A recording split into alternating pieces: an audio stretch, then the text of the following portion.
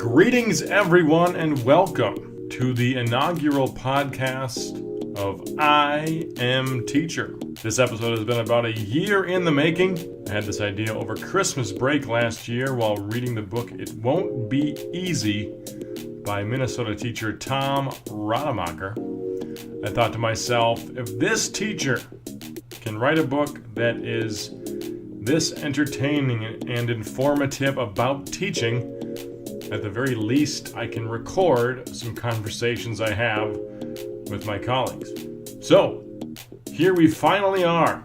I am Dan Clark, the disembodied voice, bringing you this first episode from St. Peter High School in St. Peter, Minnesota. For those of you who don't know me, I teach social studies here at St. Peter High School with a hobby for new adventures. This podcast is the newest of my adventures.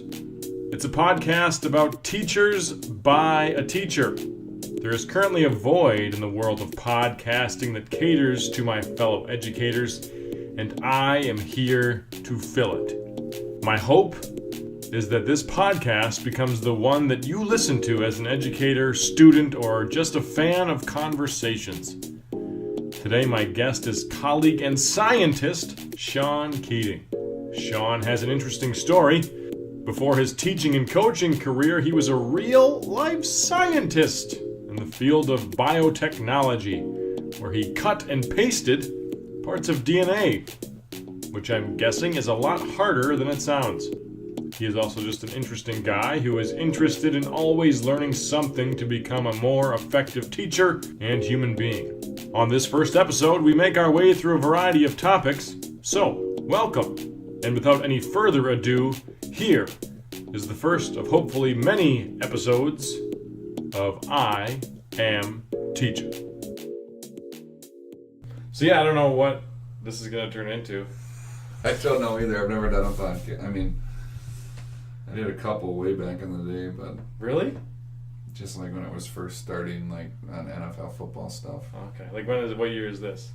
Like 2000, probably 7-ish. I don't know. I feel like it was really almost off the grid. I was on this website doing articles, and then this guy's like, I'm starting a podcast. Do you want to be on? And I'm like, sure. Sounds stupid. That'll never work, but yeah, I'll entertain it. It's funny. Like, when I was doing that, I'd get calls from, it's just amazing how many people. Really? Oh, yeah. Did you ever do, like radio by yourself? Like, in a studio? Never did it by myself. Always, like, whether it was podcasts or call in to a radio show. But you never, like, sat behind the controls and, like, no, did never that? did any of that. No. That was definitely a thought at one point, was to get into the radio business or broadcasting or something like that, because one of the things I loved to do when I grew up was, like, I loved, like, the intros to, like, sports and, like, tonight, you know, the Green Bay Packers and Aaron Rodgers, you know, like, those types of things. I loved those. There's a name for it that I'm missing, but so I'd always, like, broadcast my voice over those things and practice that way. So I always thought that'd be fun to do, but Like a tape recorder? Like, I never taped, just kind of doing it in my living room by myself.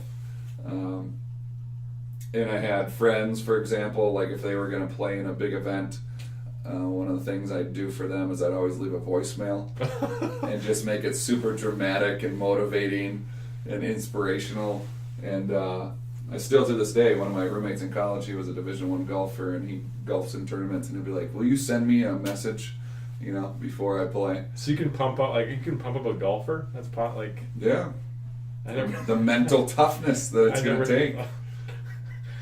That's amazing. You know? That's pretty cool. Yeah, and I even have a player, so I coach basketball, I have a player right now that this summer he asked me, he's like, would you just send me a message, like, and I'm going to play it before I work out and that'll just remind me. And, you know, I think for some people that's very helpful. Yeah, no, recording stuff, I found I use it for class now. Like, I'll record some sort of audio review for a test, and I usually do, like, you know, weird voices or presidential impersonations, and I'll tell you what, those kids love Richard Nixon. You know? And I don't know. I feel like it's a weird hobby that I don't know. I don't think a lot of people are into that whole idea of. I feel like it's a small crowd that are into audio recording. I don't know. I would agree with that. I mean, it seems like YouTube is a big, people love doing their YouTube channel and that type of thing. But that just strict audio, I don't think a lot of people are doing that. No. Yeah. I'm into the stuff that was popular 60 years ago, even longer. Yeah. Do you listen to a lot now? Is there specific ones that you like? They're more national, but I listen to some coaching ones that aren't really that big. Like what? There's just some coaches that are high school coaches that have started their own podcast. And what do they do? Do they sit and rant into the microphone, or no? They usually have another coach on and be like, "Hey, we're going to talk about culture today, or we're going to talk about defensive strategies, or whatever." Yeah, I feel like there's probably a lot of podcasts out there. There's a lot of good stuff, but the people don't even know exists.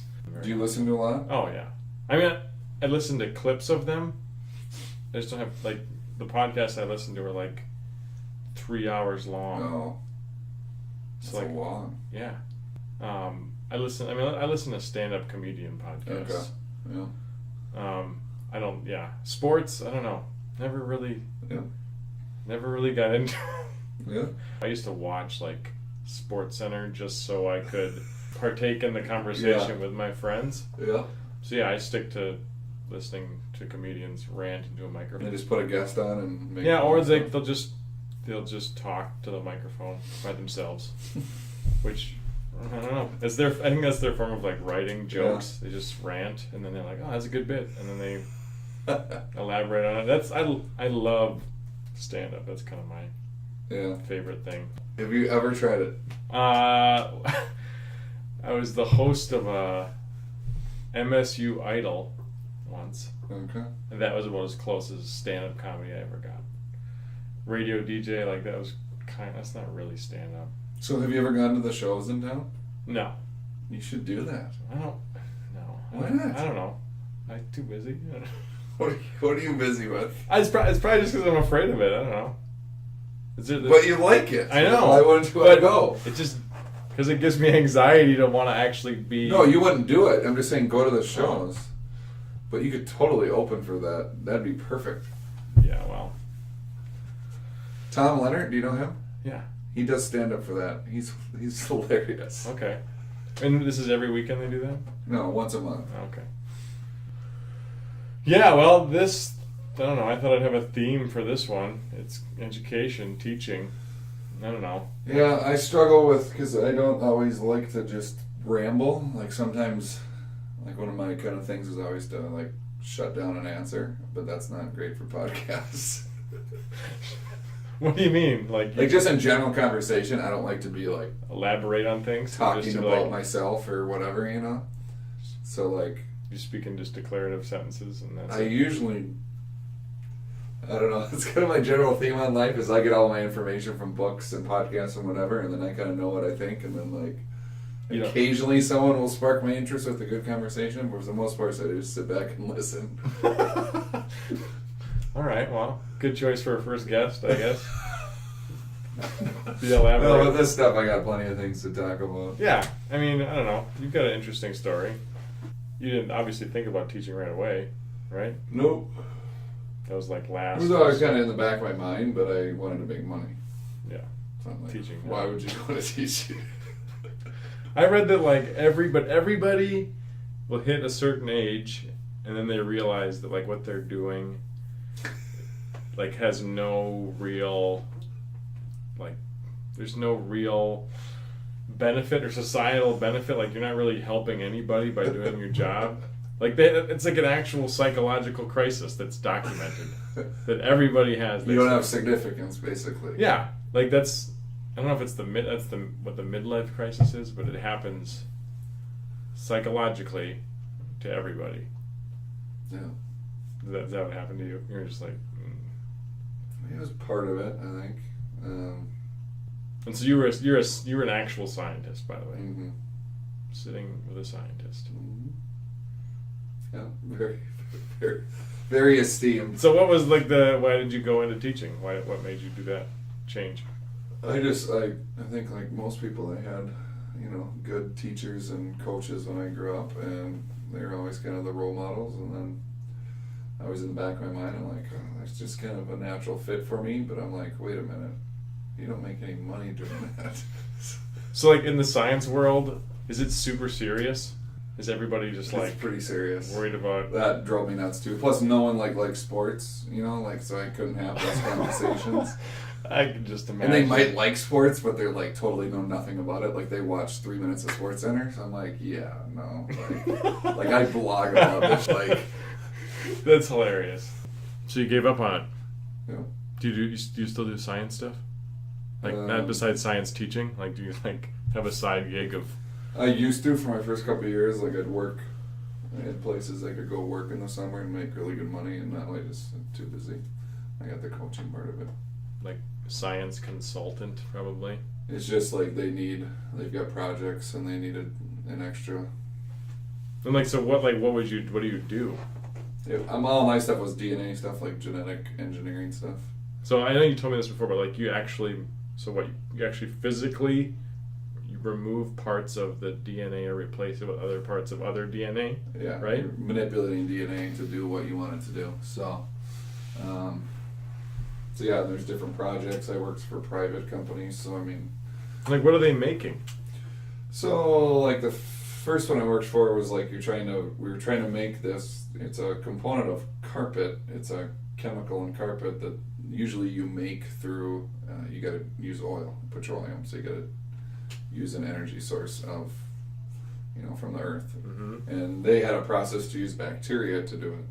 So you genetically engineer the bacteria to make this chemical in carpet through fermentation, and so it was a green process, right? You're not using petroleum, you're not damaging the earth, and there was all those credits, right? Tax credits and all this stuff, like 2008. Right. So green was a big push, and we raised all this money, and we were a startup, and it was like, this is gonna work. Like honestly, like I knew a lot of people, and they're like, that's gonna be like, I was one of the 6 scientists hired.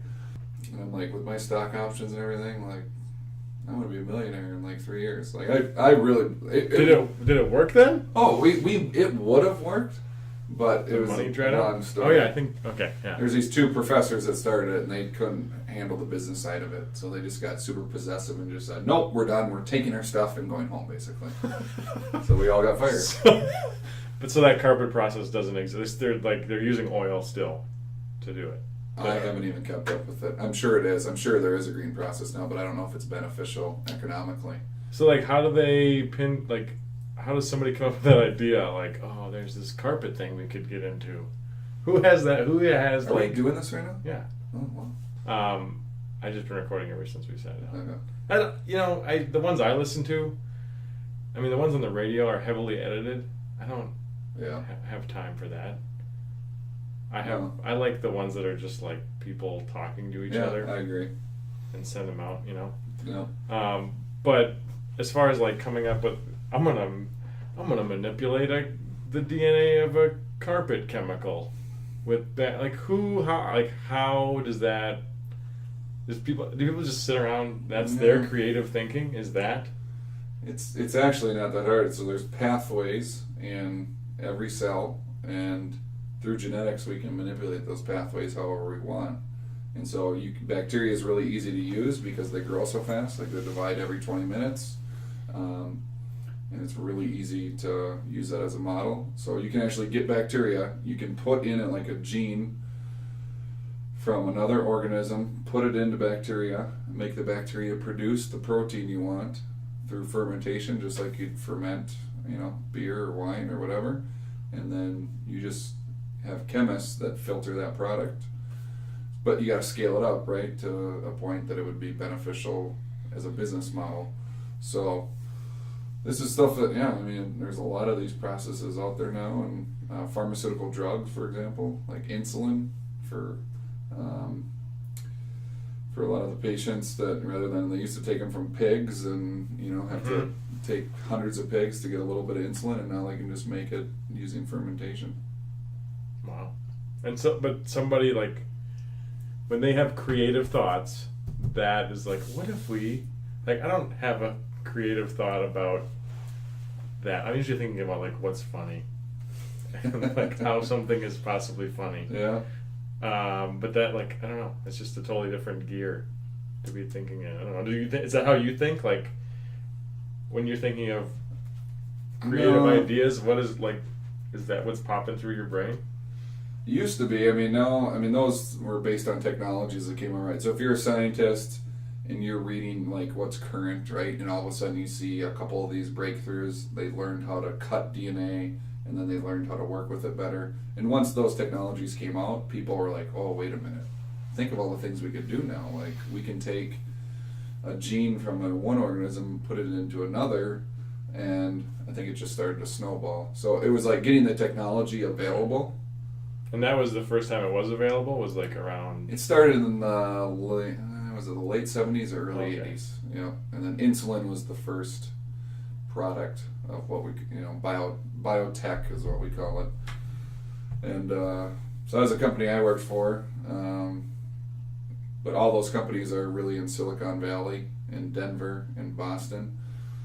And so when I got done doing that gig, I was like, well, I don't really want to move to one of those cities. That was here in Minnesota? Oh, yeah, I was in Plymouth. Okay. Yeah. And then you were like, well, teaching, here it is. And how long has that been now? You've been a teacher for how long? This is my 10th year, high school. Taught for a year at a community college. And so what's the transfer like transition like from scientist to teacher? Was it just like a complete world of difference?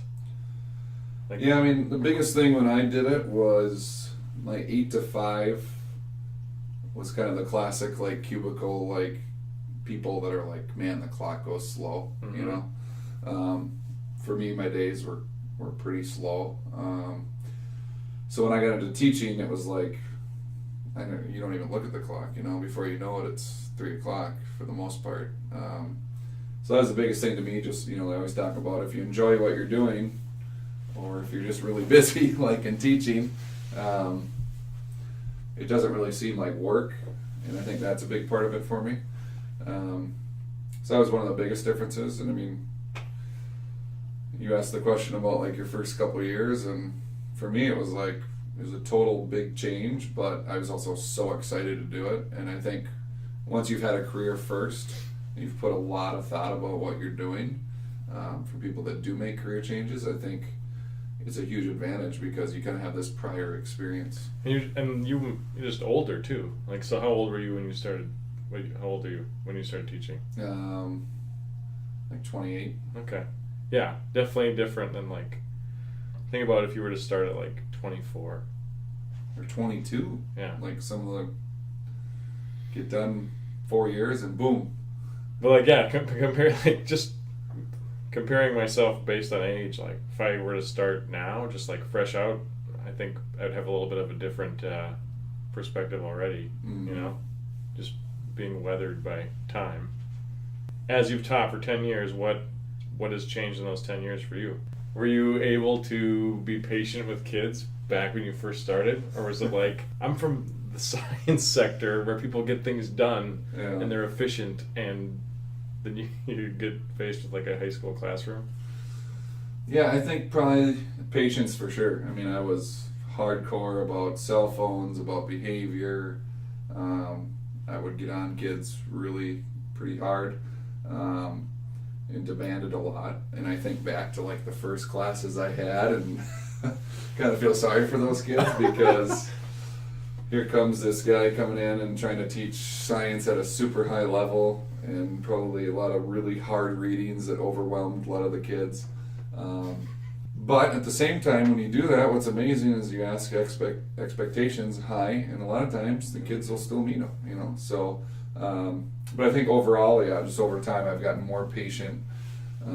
Things that used to bother me just don't anymore, and you just understand that. I mean, if you don't have patience in this business, you're gonna drive yourself crazy because you can't control everything like you want to. But I feel like there's people that don't have patience, that like they've been teaching for a while, and they're just like they're still impatient. I don't know how that happens.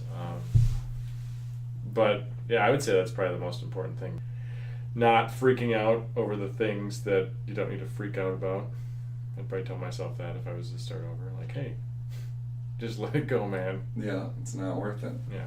And it seems the teachers that have been here a long time, they freak out more about administrative things and adult things more than they do maybe about kids in their classroom, you know.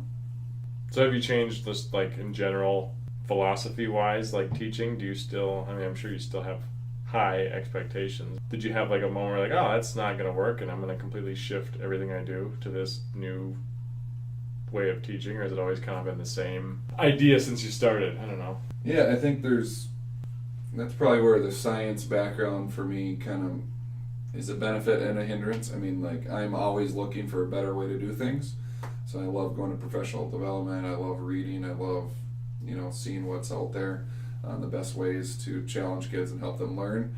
But, so I think I definitely have changed. I mean, I think of every year with, what we do PLC-wise and collaboration and all those things. You're trying to kind of just do it better every year.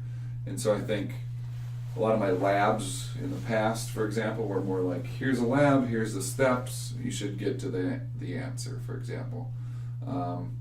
Whereas now, through what I've learned as a teacher and through, best practice, it's more, here's a problem, kids, and go investigate it, and you learn by doing. And I think that's the biggest thing that I've, in science, it's really easy to do that because you can be hands-on and pose a question and let kids just kind of experiment with it and play with it and try to kind of figure it out on their own, rather than kind of doing the traditional school, which is more, here's a question and then you should come to this answer, and if you don't, then you're wrong. Whereas science, that's not how it works. Science, you're wrong all the time, pretty much, and unless you have some big, huge discovery. How much do you throw out every year, percentage-wise? What do you end up totally like, yeah, it didn't work, gone? Oh, I'd say 25% maybe. Whether it's a lab or it's the way I taught something, or maybe even more than that now that I think about it. I just think of these first 2 weeks, and I've taught them completely different than I have in the past, and sometimes I'm like, God, how did I teach it like that in the past? That was terrible. How could a kid ever understand that? No, I just revamped one total thing, and I just look back like, God, that was terrible. Like, I've been teaching for like a while, and you think I would have figured that out by then. But yep, I agree. Always something to just like chop off, sacrifice, burn off. Yeah. The stuff that you read, what is one that you read that, I don't know, really you think of all the time that changed everything? Or the one that really did it for me was the number one factor for kids, or for learning, or that shows that kids learn the most from, is that they learn from somebody who they have a relationship with.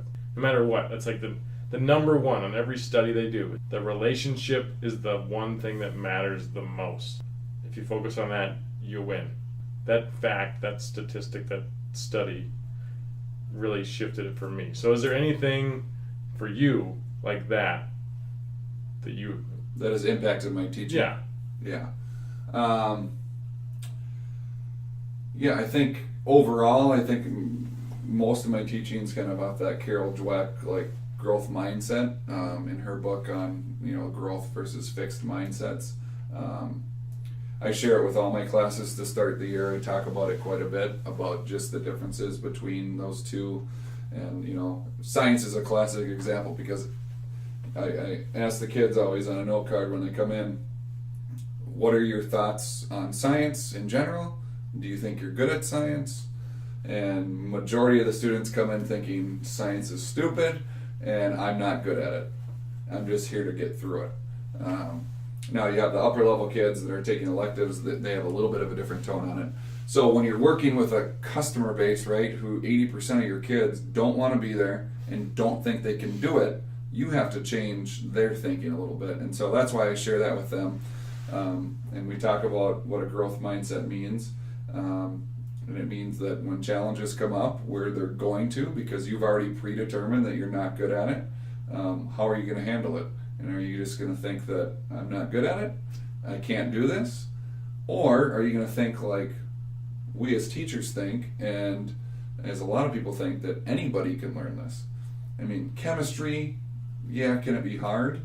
But it's not like you can't learn it. It's not like it's just some unbelievable mystery or something. You know, there's core principles just like anything else, and they all can be learned.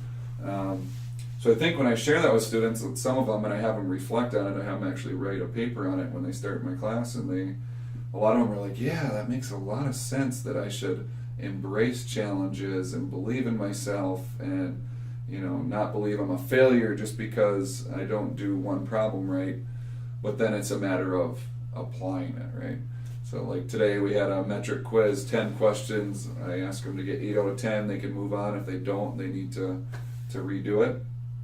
And the kids that have to redo it, it's like, I'm not doing that again. They want to just move on and think they're a failure, and you have to kind of change their way of thinking. So for me, that's definitely probably the foundational text that I use the most in teaching and in coaching. That's kind of is it the grit kind of type stuff too, or not? I think that's a little bit different, but that is part of it. It's just kind of that thinking of the fixed mindset of I can only do things I'm naturally good at, basically. Right. And if I'm not good at it, I don't even want to try it. Do you think you fall into that trap ever? Like, do you think you're always in a growth mindset? I may fall into that, but I definitely have the, if I want to put in the effort, I know that I can. Like, for example, drawing, I've always been terrible.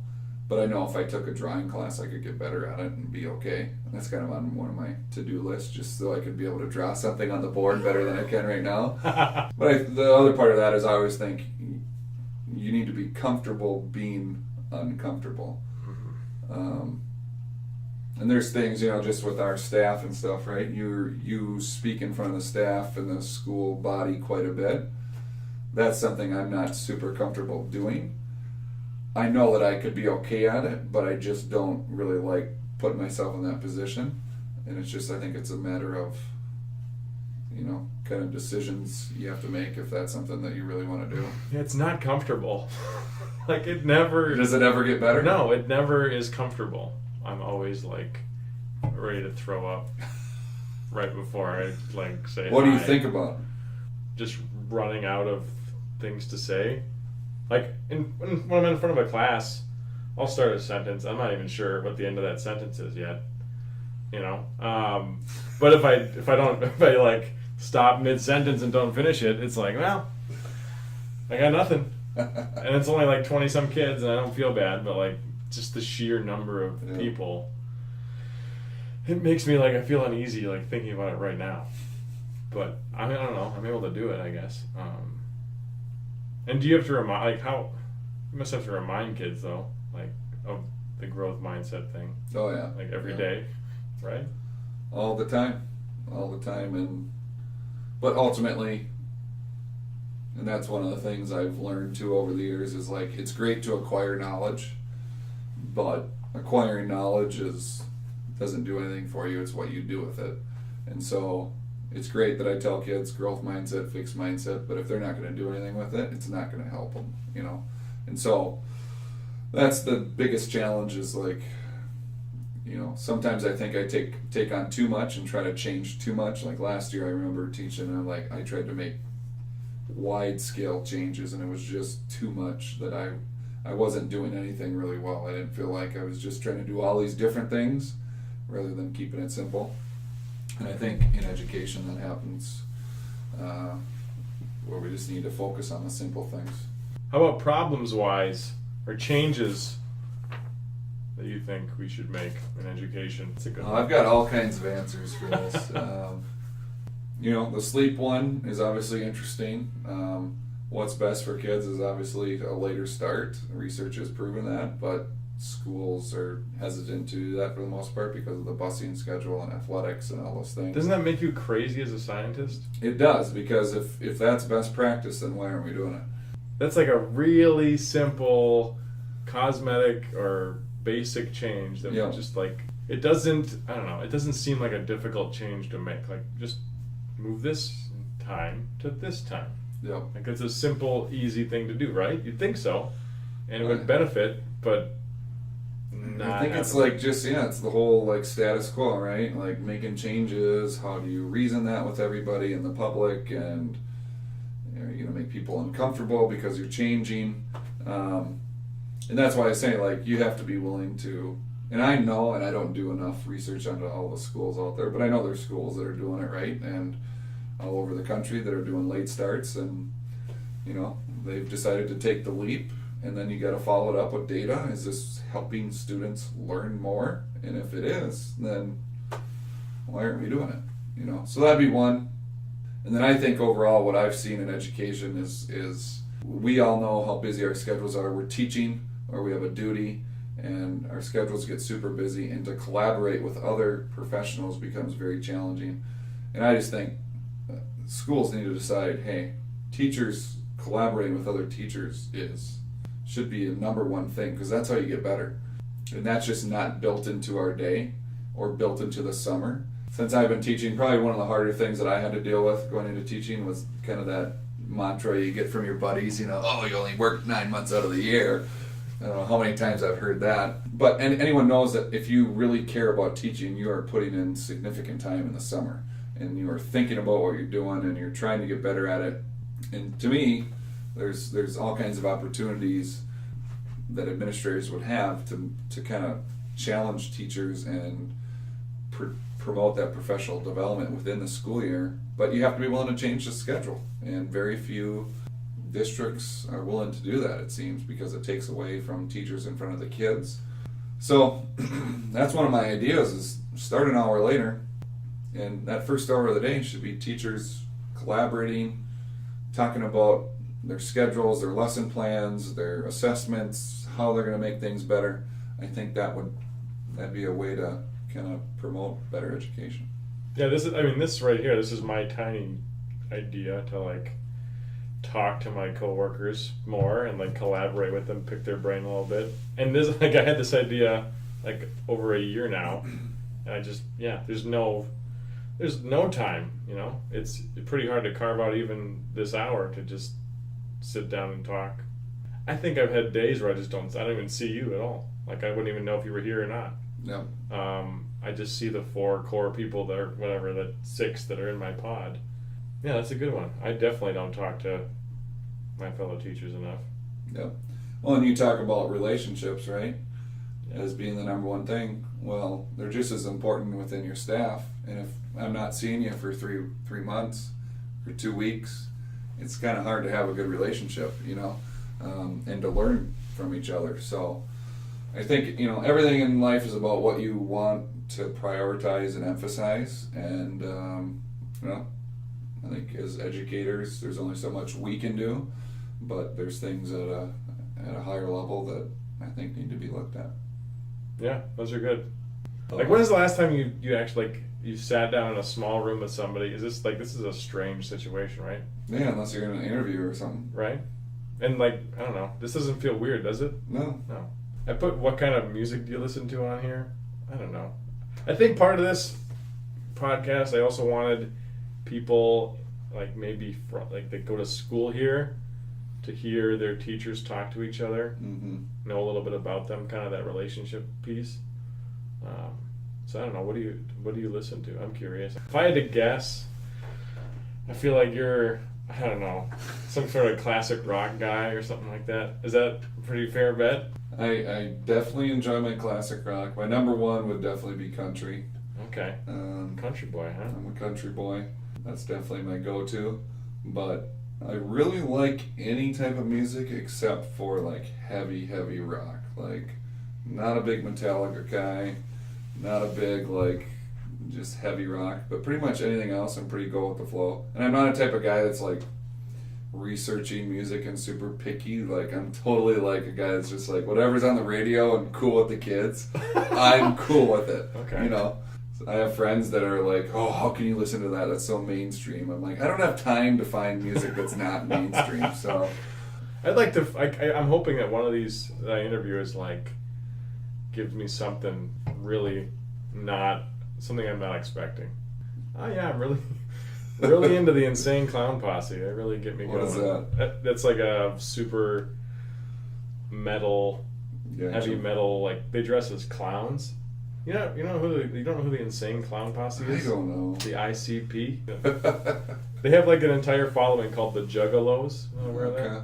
Yeah. They get together, dress up like clowns. Clowns scare me. And it's like it's a big deal. Yeah. Yeah, you should look that up. So I'm not sure what the length of this podcast will be. Maybe I'll cut it down to 30. Maybe I'll just let it ride. Mm-hmm. But I don't know. I guess I'll just wrap it up with one piece. Or is there anything else on there that you want to talk about for sure that I skipped over?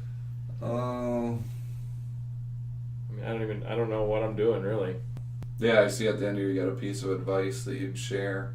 That's actually, something, because there's a lot of advice that you give kids every day, Yeah. right? Yeah. Like, write a complete sentence. Yeah. Work on that. What is the one that you really wish they would actually listen to? Because there's a lot of things that just in and out, Yeah, that's kind of tough. In my classroom, I do a quote of the week every week, and I try to, pick something inspirational or for them to think about or positive. So, as far as the one thing, I guess one of my favorite quotes is "Hope is not a plan," and I always joke with the kids before a test: if you just hope you're going to randomly fill in these bubbles correctly. You got another thing coming because you got a better chance of winning the lottery. So I think that's kind of the one thing, and I kind of joke about it, but I do stress it. You got to have some type of, you have to think about things and have a purpose to what you're doing, and have some type of plan. As these kids plan to do something post high school, whatever it is, from college to the workforce to going into the military. You have to sit down and really think about what you want to do. And a lot of kids are just too busy with their social lives and with social media and whatever it is that they don't spend that time. So I think, to me, that's one of the biggest things that I know. For me personally, I didn't even learn until I was after graduate school. I was actually in graduate school. I had gone through my undergrad and was going to go be a dentist. Oh, right. Because I thought, well, I'm going to make pretty good money and I can work 4 days a week and have a lake home and I could golf a lot. My father was a doctor. I have a sister who's an eye surgeon, a brother who's a lawyer.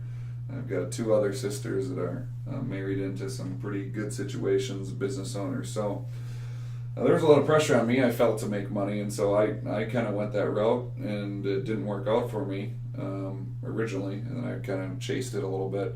But it wasn't until I read a book called What Color is Your Parachute? And it's a book that's basically like a kind of a strengths finder. What do you really want to do with your life? And it puts you through all kinds of exercises to really get to know yourself better. And to me, that's one of the things, I guess, going back to this, is kids need to understand themselves better. And the only way you can understand yourself better is to think, to write, to read. And those are things that I don't think a lot of kids are doing anymore. No, they don't sound, they don't, yeah. You try and sell that to a kid and they're just like, what? Yeah. You want me to write? How many kids are journaling? How many kids are just writing about their thoughts? But did you write about your thoughts before that book? Really? A little bit, but yeah, not a lot. I was always a type of person that would write down goals and stuff, and I was I think even before I knew I was doing it, but I was just a little bit afraid to kind of follow what I really knew I wanted to do. And I think even if I look back now to high school, I knew I was going to be a teacher and a coach. I just didn't want to admit that I'd never make a lot of money. Yeah, I didn't start writing stuff down until I was well into college. And I think but don't you think someone probably tell you that at some point? Like, you should be writing this stuff down, or write something down, or put this on paper. I don't think anyone told me. I think I got to a point in graduate school, I was doing a graduate degree in microbiology, didn't really know what I was doing, and thought I'd reapply to dental school. And I just said, I don't want to do that. And so it was just a great time in my life. I was up doing research, getting paid to go to school, and I just had time to be by myself at night and just kind of think and write and really think about what I wanted to do. And I think that's really the only way, no one's going to do it for you, right? We tell kids that all the time. Like, I can give you all the strategies and tell you these things, but you have to do it for yourself. And ultimately, that's what I did. And once it's your own plan, your own vision, then all of a sudden you have a real sense of purpose, I think, and then you really attack something. When I went back to get my teaching license, I remember walking in and meeting with the advisor or whatever, and she said, "Yeah, we can get you done in about 2.5 years." And I said, 2.5 years? I have a master's in science. Like, I can teach at colleges right now, and you're telling me it's going to take me 2.5 years to get a high school teaching license? Yes, that's exactly and what I'm spend doing. Another 25, 30 grand or whatever it was. And I just said, figure out a way to do it as fast as possible. And we figured out a way to get it done in 10 months. And What? I got it done in 10 months. How'd you do that? I went to class during the week at nights. Saturdays, Sundays, they had a program that went from 8 a.m. to 4 p.m. So every Saturday, Sunday, I was in there. Just because you're like, unacceptable. Yeah. Cut this down. And I think you find that a lot with older people that pursue whatever, The average starting age for med school now is something like 27 years old. Those people that have had those life experiences like you talked about, they kind of have it, they know, hey, this is what I really want to do. And once you know that, I think it's a huge bonus, because you think about the people that figure out what they want to do when they're really early and they just start spending their time, like Steve Jobs in the garage and just playing around with stuff. Like, there's no substitute for experience. There is none. And those are all the greats. Like, everybody that's amazing at what they do, it started when they were like, they knew when they were like 5. And so, like, I wonder if kids just, scared to do that, you think? Or there's just no one telling them to do that? Because I'm trying to have kids write that stuff, but they don't really elaborate. They're just like, get this done, write as little as possible. Yeah. So, like, why? Like, I don't know. Do you think they just don't want to put it on paper, and like it scares them to put something out there that they can fail at? It might be. It might even be sharing it. You want to talk about a book that I've read recently that's really changed the way I think? It's called Willpower. What is it? Willpower Doesn't Work, by a guy named Ben Hardy, and he's a PhD psychologist. It's super interesting, but he talks about every day how he starts his day. He gets up early, he goes to the gym, he literally sits in his car for 45 minutes and just writes. In the gym parking lot? In the gym parking lot. So imagine like 5 o'clock, it's dark out, and he writes. He says, this is him as a psychologist, says, you should do your writing away from like your normal environment. So you shouldn't be writing at home, you shouldn't be writing at work, because those environments are kind of, the way he explained it was, your great ideas don't ever come in those environments because you're always there. And he's like, you need to go somewhere else. And so that's just kind of how he starts his day, and he does his journaling, and he talks about, whatever it's his goals, things that went well, didn't go well, just kind of whatever his mind wanders to. And it's just for him, like, it's not for anybody else. But his thought is just putting your words down on paper. And he advises to write them down, not type it. He thinks there's more help in actually handwriting. But he's a big believer in that, in journaling and writing down your thoughts, your struggles, your visions, all those things. And I thought that was really interesting. It kind of verified some of the stuff that I'd been doing previously. Like what? Just writing stuff down? Yeah, I do it on my computer. I have a Google Doc that's just basically, it's just a log. It's like a written journal, and I put in a new day when I have an entry, and it might be a video I watched that I thought was super informative. It might be a thought or a quote or whatever, and I'll just write about it and just kind of. And I don't do it every day because we get busy, but I've got a document that goes back 8-9 years. But so, do you go somewhere strange to do it? Like, doesn't going to the same strange place every time that then make that strange place known territory? So that's how he starts his day, and then he advises 1 day a week. You go somewhere. And I don't know where he came up with this, but he's like, go somewhere at least 20-30 minutes away from your house and just pick a random new spot and go and write. So there's actually businesses, like corporations, that have taken this on where they give employees like 1 day. It's how much employees are not working at home or not working at work. They're working at home or somewhere else. But that's what he'll do is and he talks about some of the best writers. What they'll do when they really need to write and meet deadlines, they'll just go to some place they've never been before, pick whatever spot, and that's what they say. A lot of them will do their best work. Really? That makes sense. There's a documentary called Muscle Shoals, and it's about this place called Muscle Shoals, Alabama. And you wouldn't think it, but that place is like the place that most amazing musicians from like the 60s and 70s, they go there and they made like some of their most amazing music. And it's a great documentary. I think it's on Netflix, but that's kind of that same idea, I guess, because they're not people that went there weren't from Muscle Shoals. Like the Black Keys went there, like more recently, and I think that's where they put out their whole El Camino album, which had a lot of it was an amazing album. But they weren't from Alabama. They just went to this like rundown studio and made a great album. So like, is there scientific proof or like data to back that up, or is it just like a hunch that everybody has? Is that what it is? Definitely based on so that in science we talk all the time about nature versus nurture, right? Mm-hmm. Like who you are, is it based on your DNA or is it based on your environment? And there's a lot of research that now shows from a DNA level that your environment in fact is changing more of you than your actual DNA is.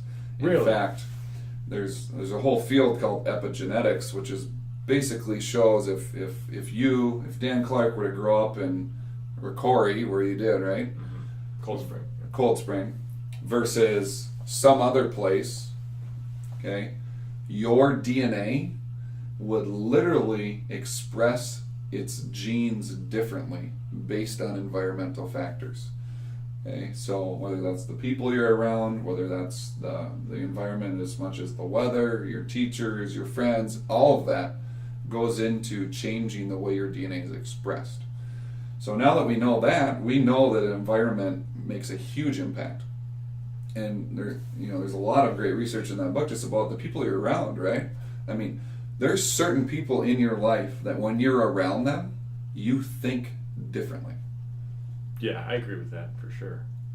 Like when I'm around certain people, I'll be rattling off like good jokes, and that's where my brain's at. Like that's all it's trying to do. What happens when you go to that random place? Like what does that just like throw your... I think it becomes, it helps you become more reflective and maybe opens your brain in a different way.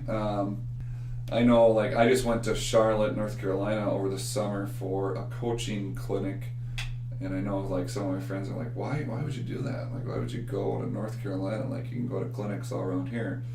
And part of it, for me, is to be, and I didn't really know this until I read this book this summer, but it's to be in an environment where I'm with people that don't know me. I can express my views freely without any prejudgment or seeing ideas that maybe I've seen before. And I think it just opens up my kind of creativity side of it. And then I do a lot of journaling and stuff when I'm in those environments. But I think it just allows you to have a change in scenery. Like he even talks about just a change in a coffee shop and the people you see. Like it just triggers you to think differently when you're seeing things environmentally that just look different. Wow. Yeah, I never thought of that. I've never gone somewhere else to But it makes sense. Like, I've sat in conferences, in sessions that were not very good, and I'll be jotting things down, and that's when I come up with, like, an entire, like, the entire purpose of one of my classes. Like, I came up with my Boundary Waters trip for my Avid class, like, at some conference where I was sitting there and had this moment, just like, wow, what if I did that? Boom! Did it. Amazing. Yeah, that's... I say a lot of your ideas come when you're kind of casually, like you're driving, for example, right? And you're kind of thinking, like maybe you're driving through a new country, new scenery, or whatever it may be. But yeah, I think it's interesting. I think people should try it. Like, just pick a spot, go somewhere you've never been, and just kind of see what you feel. You could even journal about what do I feel when I'm somewhere I've never been. Okay? And I think all of us can pick something within 20 miles that we've never been there. I think that's the piece of advice right there. Go somewhere strange and write something down. You All right, well, I don't know. I had fun doing this. It's been like an hour, I think. Yeah, I think I'm gonna end on that. This has been good. Keep some more for a later date when I'm on episode 1000. There you go. I'd like to see that. It took you a year to get to 1, so 1,000 should be right around the corner. Yeah. I think they said the average, I don't know if you told me this or someone told me this, but the average length of a podcast is like 5 episodes, and then it just dies. So this could be one of 5. Or one of many, I don't know. And it will live forever. But I feel like if I do this long enough, or enough times, I'll get better at talking to people. Oh, no doubt. Or interviewing, because I don't think I'm very good at it. Yeah. You learn by doing, there's no doubt. Yeah, I can't wait to get somebody in here that I'm not comfortable talking to. That'll be fun. Record it. Yeah. I also like the idea of having some sort of evidence that, as a history person, like that I existed, that maybe someday somebody will uncover it, and it will be like even my to-do list books.